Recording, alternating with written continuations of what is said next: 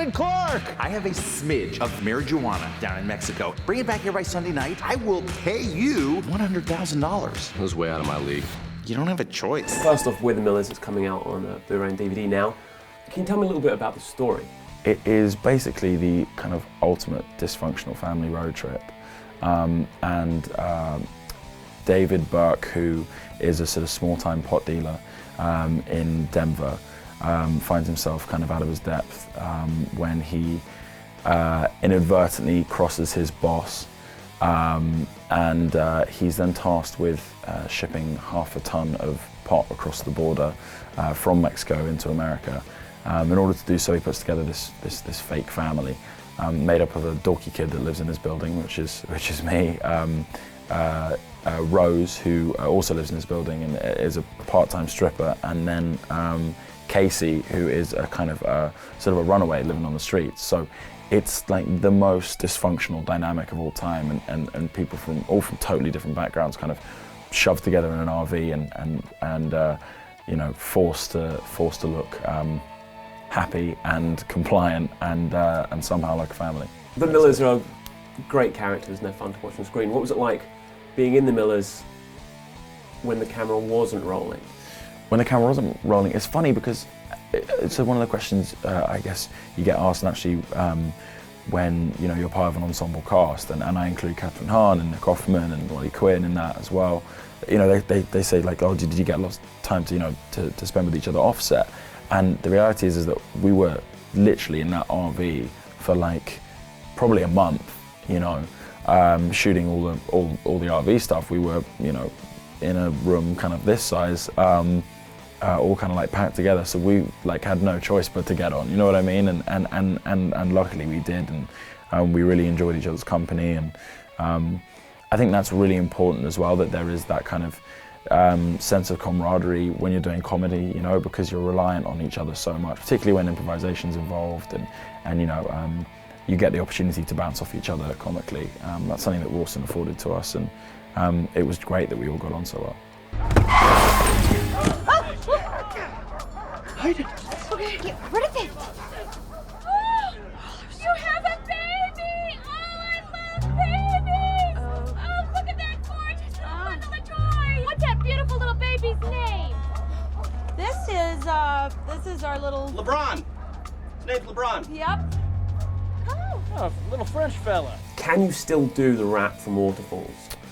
Do you know what? I've slightly erased those lyrics from my memory, only because I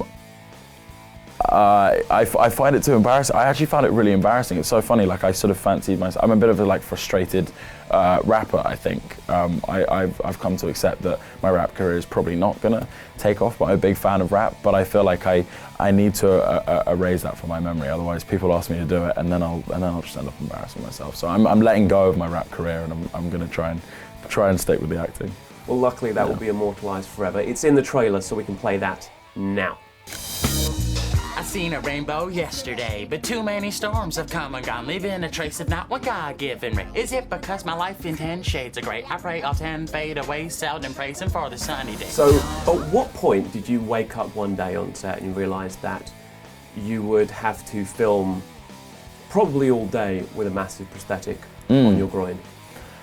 At what point? I woke up every day in the lead up to that scene knowing that I would have to do that. Yeah, it was like 3.5 hours about 3 hours in makeup. And this poor dude, Tony, was tasked with applying that, and Tony and I got real close during that experience. But he was fantastic. He was like, yeah, you know, I do this all the time. He was like, you're not the first, it's not the first fake penis I've ever fit, so, you know, just drop your trousers and da-da-da. He was like so casual. It was like going to the dentist, you know, but just all southbound. Okay, dentist, right. Because I had images that are maybe more of a urinal setup, where you can't look at each other in the eye and you can't start a conversation. So you just stood there like this. Yeah, right. It was so awkward at the start. You know, I mean, imagine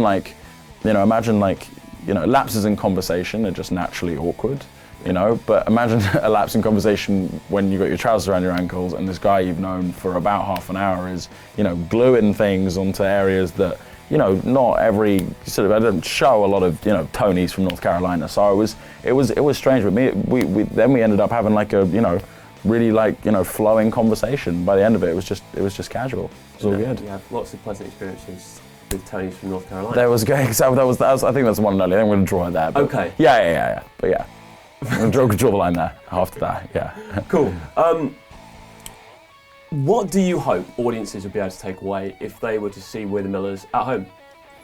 At home, I think it's like ripe for watching at home and on DVD, purely because it is ultimately a family story, you know. And one of the nice things about this film is you see them develop into a family, and they're sort of 4 characters that don't have much else, and they come to realise that actually each of them come to realise that the other 3 people in that RB are really their family, you know. And so you see that bond kind of strengthen through a lot of funny and kind of bizarre experiences, and you know, the chance to watch that at home with a family is really nice. Hopefully makes you kind of appreciate what you have, I think. So I hope people take that away from it, that, you know, they've got that they appreciate the family that they have, you know, after watching it, as well as laughing as well. I mean, I hope people laugh. I hope you laugh, because it's comedy and whatnot. Please laugh. Please laugh, because it's really awkward if you don't laugh. Yeah, real awkward. Real awkward. Real awkward. Yeah. Tony from North Carolina, awkward.